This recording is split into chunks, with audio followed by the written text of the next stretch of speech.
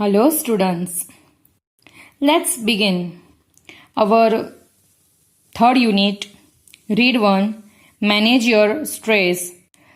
Third exercise, to deal with stress, કે તણાવથી કેવી રીતના ડીલ કરવાની એની જે ત્રીજી પદ્ધતિ છે એના વિશે જાણીએ. પહેલી કઈ હતી? Do you remember that? The first one is stop overthinking. And the second one is self hypnosis, કે પહેલી હતી વધારે પડતો વિચાર કેવી રીતના અટકાવવા તે, અને બીજી હતી આત્મસંમોહન, કે પોતાની જાતને તમે કેવી રીતના સંમોહિત કરીને તણાવની પરિસ્થિતિમાંથી બહાર આવશો. હવે the third one is the screen exercise.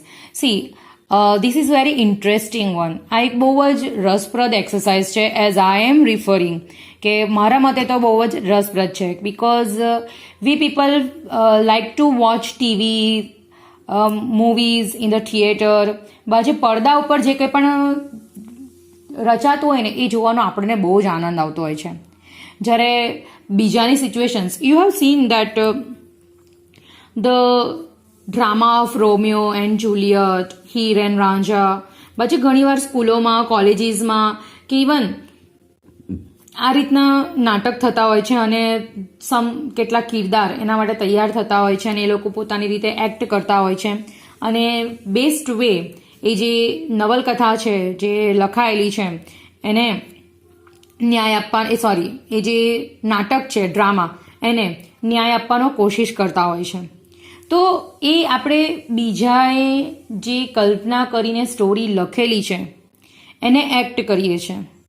અહીંયા આગળ આપણે આપણી જ સ્ટોરીને ઉપર પરફોર્મન્સ કરાવવાનું છે, પણ બીજા પાસે કરાવીએ, કારણ કે આપણી સ્ટોરી છે ને, આપણે જાતે તો પરફોર્મ કરી રહ્યા છે.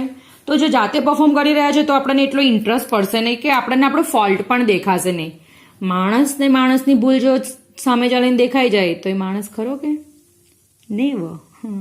એટલે આપણે આપણી જે પરિસ્થિતિ છે એને બીજા પાસે એક્ટ કરાવીએ અને ત્યાર પછી જોઈએ કે સમજીએ કે આમાં આપણે હજુ સારી રીતે કેવી રીતના ડીલ કરી શકીએ. તો એ જે સિચ્યુએશન છે ને એના માટે આ ટાઇટલ અપાયેલું છે, the screen exercise. Okay, let's read.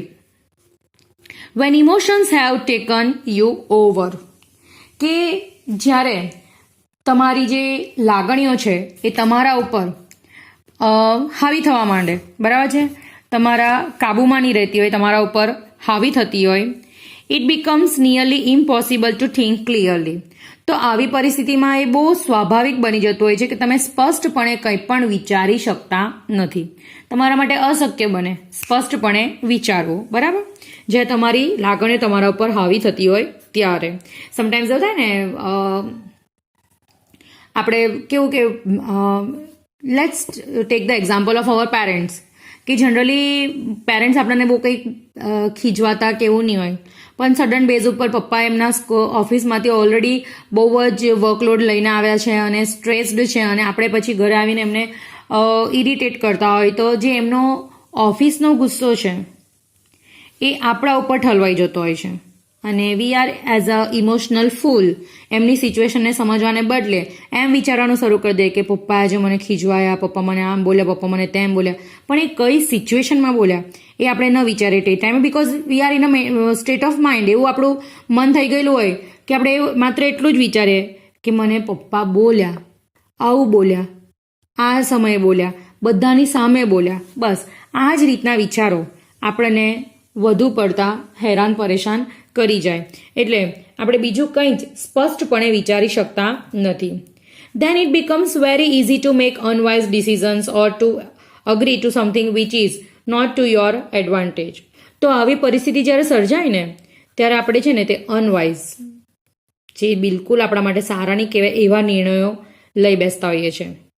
Or two agri two something, અથવા તો કોઈ એવી બાબત સાથે સહમતિ આપી દઈએ છીએ which is not to your advantage, કે જે આપણા લાભની નથી. જેમ મેં હમણાં કીધું તેમ કે પપ્પા બહુ જ ખીજવાયા, તો આપણે એવું ડિસિઝન લે કે ના, હું નથી ખાવાનો આજે, તો હું નથી જમવાની, બરાબર છે. એવી રીતના આપણે એક ખૂણો પકડીને બેસી રહીએ, રડીએ નહીં, પણ એટલીસ્ટ એમણે જે એંગર આપણી પર બતાવ્યો છે એને પણ એમને રિયલાઇઝ કરાવવા માટે, અથવા તો સમટાઈમ્સ તો ઘણા સ્ટુડન્ટ્સ એવા બી ઘણા બધા બાળકો એવા પણ સ્ટેપ લેતા હોય છે કે ઘરેથી ચાલ્યા જાય, મામાના ઘરે જતા રહે, ફુઈયાના ઘરે જતા રહે, અને પછી પપ્પાને ઇન્ફોર્મ બી નહીં કરાવવા દે, અને લેટર ઓન ઘરમાં પરિસ્થિતિ એકદમ તણાવવાળી થઈ જાય કે બાળકને ખીજવાયા તો એણે આ રીતનું સ્ટેપ લીધું.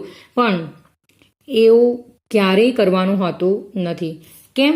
આ એક એવી તણાવવાળી પરિસ્થિતિ સર્જાય ને તો માણસને ખબર જ નથી રહેતી કે કયો નિર્ણય લઈ રહ્યો છે, એના હિતમાં છે કે નથી, એનાથી એને લાભ થાય છે કે નથી, એવું એની વિચારવાની શક્તિ રહેતી નથી. તો આવું કંઈ પણ ક્રિએટ ન થાય, આવું કંઈ પણ આપણે આપણી લાઈફમાં ન કરીએ તો એના માટે આપણે શું કરવાનું છે? The screen exercise shows you how to step back and emotionally detach yourself from your current situation so that you can see more clearly what is going on. કે સ્ક્રીન એક્સરસાઇઝ શોઝ યુ, એ તમને દર્શાવે છે કે how to step back, કે કેવી રીતના આ પરિસ્થિતિમાંથી તમારે પાછા આવવાનું છે, and emotionally detach your self, અને લાગણીશીલ રહ્યા વગર જે તે પરિસ્થિતિ તમારી જાતને શું કરવાની છે? શબ્દ આપેલો છે ડિટેચ. ડિટેચ એટલે કે પાર્ટ અવે ફ્રોમ, થી જુદું પાડવું, કે તમારી એ પરિસ્થિતિ તમારી જાતને શું કરવાની છે? જુદી પાડવાની છે. બરાબર છે? શું કરવાની છે? જુદી પાડવાની છે from your current situation so that you can see more clearly what is going on. જેથી કરી તમે હજુ સ્પષ્ટ રીતે જોઈ શકો, જાણી શકો કે તમારી સાથે શું બની રહ્યું છે.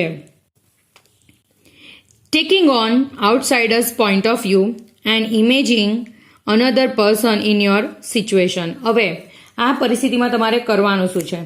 તો આઉટસાઇડર્સ પોઈન્ટ ઓફ વ્યૂ, કે બીજા વ્યક્તિના દ્રષ્ટિ બિંદુથી તમારે જોવાનું છે. એન્ડ ઇમેજિન, કલ્પના કરવાની છે, another person in your situation, કે તમારી પરિસ્થિતિમાં તમારે બીજી વ્યક્તિને જોવાની છે. મતલબ ચલો, પપ્પા મને ખીજવાયા ને, તો હવે મારી જગ્યાએ હું મારા ભાઈને મૂકી દઉં છું કે મારી સિસ્ટરને મૂકી દઉં છું અને જોઉં છું પરિસ્થિતિને. બરાબર છે? તો will put a new perspective on your stress problem. તો મને મારી જે આ તણાવવાળી પરિસ્થિતિ છે એમાં એક નવું પર્સપેક્ટિવ એટલે કે દ્રષ્ટિબિંદુ. બરાબર છે? See the word perspective, that means કે વ્યૂ, દ્રષ્ટિબિંદુ, કે મને એક નવું દ્રષ્ટિબિંદુ દેખાશે. So you can evaluate more clearly what needs to be done. તો તમે હજુ વધુ સારી રીતે ઇવેલ્યુએટ એટલે કે એક્સેસ, મૂલ્યાંકન કરવું, કે હજુ વધુ સારી રીતે મૂલ્યાંકન કરી શકશો કે આ પરિસ્થિતિમાં શું જરૂરી છે. બરાબર છે? સમજો, હું જે વાત તમને કહું છું એ તમે બરાબર સમજો, કે કોઈ બહારની વ્યક્તિનો દ્રષ્ટિબિંદુ લેવ અને તમારી પરિસ્થિતિમાં બીજી વ્યક્તિની કલ્પના કરો.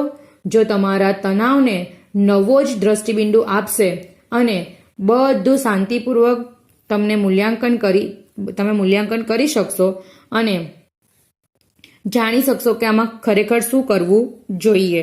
બરાબર છે? તો જ, નહીં તો અનનેસેસરી તમે એવા ડિસિઝન લેશો કે જે તમારા હિતમાં હોતા નથી. બરાબર છે? Let's learn with step by step.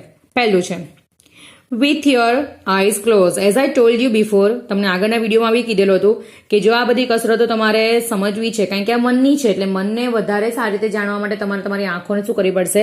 બંધ કરવી પડશે.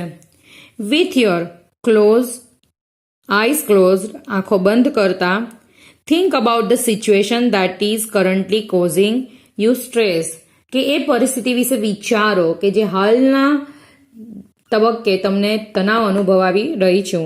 તમારા લોકોએ તો ખરેખર કલ્પના કરવી જોઈએ, કારણ કે અત્યારે લોકડાઉનમાં ઘરે જ છો, સ્કૂલે આવતા નથી. સ્કૂલે આવતા હોય તો હજુ ઘણો બધો સિલેબસ ચાલ્યો હોય. આ યુનિટ કે જે અમે લોકો શું કહેવાય કે તમને એપ્રિલ મેમાં જે આપણા એક્સ્ટ્રા કોચિંગ ચાલે ત્યારે તમને પહેલો ને બીજો યુનિટ તો કમ્પ્લીટ કરેલો. ત્રીજો યુનિટ તો હું તમને લોકોને જૂન મહિનાની શરૂઆતમાં જ કરાવું, જૂન મંથમાં કરાવું. એની જગ્યાએ અત્યારે હું ઓગસ્ટમાં તમને આ યુનિટ શીખવાડી રહી છું. દેટ મીન્સ એનો મતલબ એ થાય છે કે આપણે કેટલા લેટ છીએ. બરાબર છે? Because due to lockdown situations, કે આપણી જે COVID-19ની પરિસ્થિતિ સર્જાયેલી છે એના કારણે આ ઓનલાઈન ને બધું ચાલી રહ્યું છે. તો આ તમારા માટે બી શું કહેવાય કે એક એવી સિચ્યુએશન્સ છે કે આમાં કેવી રીતના ડીલ કરશો. તો ઇમેજિન કરો. બરાબર છે? That is currently causing you stress, કે જે તમને હાલમાં તણાવ આપે છે. Imagine projecting the situation on to a screen. In your mind. હવે તમારે કલ્પના કરવાની છે કે તમારી આ પરિસ્થિતિને બાજે તમે એક પડદા ઉપર જોઈ રહ્યા છો, as if it were a film you were watching. જાણે કે કોઈ મૂવી છે અને તમે જોઈ રહ્યા છો. તમારી પોતાની જ પરિસ્થિતિને એક પડદા ઉપર તમે નિહાળી રહેલા છો. Include only what has really happened, not what you are afraid might happen. જો માત્ર એટલી જ બાબતનો સમાવેશ કરવાનો છે. જો the word include that means કે સમાવેશ કરવો, કે તમારે માત્ર એટલી જ બાબતનો સમાવેશ કરવાનો છે કે કદાચ બનશે તેની કલ્પના કરો, નહીં કે ડર રાખો નહીં. બરાબર? એટલે વોટ હેઝ રિયલી હેપન, કે ખરેખર જે બન્યું છે ને એની જ કલ્પના કરવાની છે. Not what you are afraid might happen, એની નહીં કે હજુ શું બની શકતું હતું. જે બન્યું નથી તેની વાત નથી કરતા, જે બન્યું છે એની જ તમારે કલ્પના કરવાની છે માત્ર. Replace yourself in the film with someone else of the same gender. અને તમારે તમારા સેમ જેન્ડર એટલે કે સેક્સ એટલે કે જાતિ, તમારી જ જાતિ. The boy should imagine a boy and the girl should imagine a girl. કે છોકરી તો છોકરીની જ કલ્પના કરશે ને છોકરો હશે તો છોકરાની જ કલ્પના કરશે. બરાબર છે?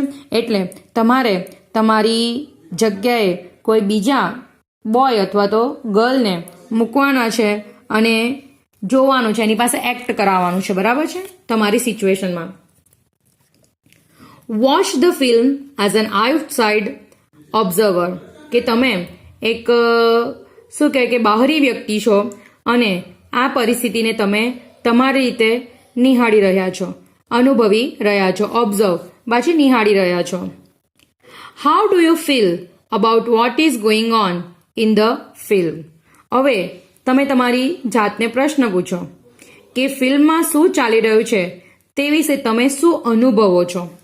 આ ફિલ્મમાં શું ચાલી રહ્યું છે તે વિશે તમે શું અનુભવી રહ્યો છો એ પ્રશ્ન તમે તમારી જાતને પૂછો. What advice would you give the person who is replacing you on the screen. અને જે પડદા ઉપર જે વ્યક્તિએ તમારી જગ્યા લીધી છે એ જે તે વ્યક્તિને તમે શું સલાહ આપશો આ પરિસ્થિતિમાં. જે પરિસ્થિતિ સર્જાય છે, જે પરિસ્થિતિ અત્યારે પડદા ઉપર છે, એ પરિસ્થિતિમાં જે તે વ્યક્તિને તમે કલ્પના કરેલી છે કે જે તમારા પાર્ટ ભજવી રહ્યા છો, તો એ વ્યક્તિને તમે શું સલાહ આપશો એ કલ્પના કરો. Open your eyes again and act on your own advice. હવે તમારી પોતાની જ આંખને પાછી ખોલો ફરી એકવાર અને યાદ રાખો તમે જે સલાહ આપી છે ને એ બીજા કોઈને નથી આપી પણ તમારી પોતાની જાતને જ આપી છે. કેમ? કારણ કે સિચ્યુએશન કોની છે? તમારી છે. સિચ્યુએશન પર એક્ટ કોણ કરી રહ્યું છે? તમે કલ્પના કરેલી વ્યક્તિ જ કરી રહેલી છે. અને કોની સિચ્યુએશન ઉપર એક્ટ કરી રહી છે? તમારી સિચ્યુએશન ઉપર એક્ટ કરી રહી છે. તમે એ સિચ્યુએશનને એઝ એન આઉટસાઇડર તરીકે જોઈ રહ્યા છો અને એ ઓબ્ઝર્વ કર્યા પછી તમારા મનમાં જે તે વ્યક્તિને સલાહ આપવાનું મન થયું છે તો એને તમે સલાહ આપી છે, તો દેટ મીન્સ એ સલાહ તમે કોને આપી છે? તમારી પોતાની જાતને જ આપેલી છે. તો આપેલી પરિસ્થિતિમાં તમે જે સલાહ આપી છે એ જ સલાહ ઉપર તમે એક્ટ કરો. That means you are your best friend. આનો મતલબ એમ થાય છે કે માણસ એ પોતાનો સૌથી સારો મિત્ર છે. આપણે બીજા પાસે સલાહ લેવા જવાની જરૂર પડતી નથી. જો આ રીતે જ્યારે છે ને વ્યક્તિ પોતાની સિચ્યુએશન બીજી બે વ્યક્તિ આગળ શેર કરે ને એટલે એ બધું ડોવાઈ જાય. મતલબમાં કારણ કે એક વ્યક્તિ આમ બોલશે, એક વ્યક્તિ આ સલાહ આપશે, પેલી વ્યક્તિ બીજી સલાહ આપશે. દરેકના પોતાના પોઈન્ટ ઓફ વ્યૂ હોય છે અને દરેક પોતાના પોઈન્ટ ઓફ વ્યૂ પ્રમાણે સલાહ આપતા હોય છે. તો જરૂરી નથી કે એકની સલાહ જે તમે લીધી એ જ બીજાની પણ હોઈ શકે, અલગ પણ હોઈ શકે કારણ કે એનો દ્રષ્ટિકોણ અલગ છે. તો આમાં શું થઈ જાય કે you become confuse whom two follow, કે હવે તમે કોને અનુસરશો, કોની સલાહને અનુસરશો. સો બેટર બી, એના કરતાં સૌથી સારું એ છે કે you should follow your own advice. તમે પોતાની જ સલાહ માનો ને. You are your best friend. તમે જેટલા તમારી જાતને સારી રીતે નથી જાણતા ને, નથી જાણતા એટલે કે તમે જેટલા સારી રીતે તમારી જાતને જાણો છો ને, એટલું સારી રીતે બીજું કોઈ જાણતું નથી. સો તમારા વીકનેસીસ, તમારા એડવાન્ટેજીસ, તમારા પ્લસ પોઈન્ટ, માઇનસ પોઈન્ટ બધા તમે જ જાણો છો, બીજું કોઈ જાણતું નથી. એટલે તમારી જાતને જ આવી પરિસ્થિતિમાં પ્રશ્ન કરો કે એમાં શું કરવાનું અને શું ન કરવાનું. હેપી? Thank you.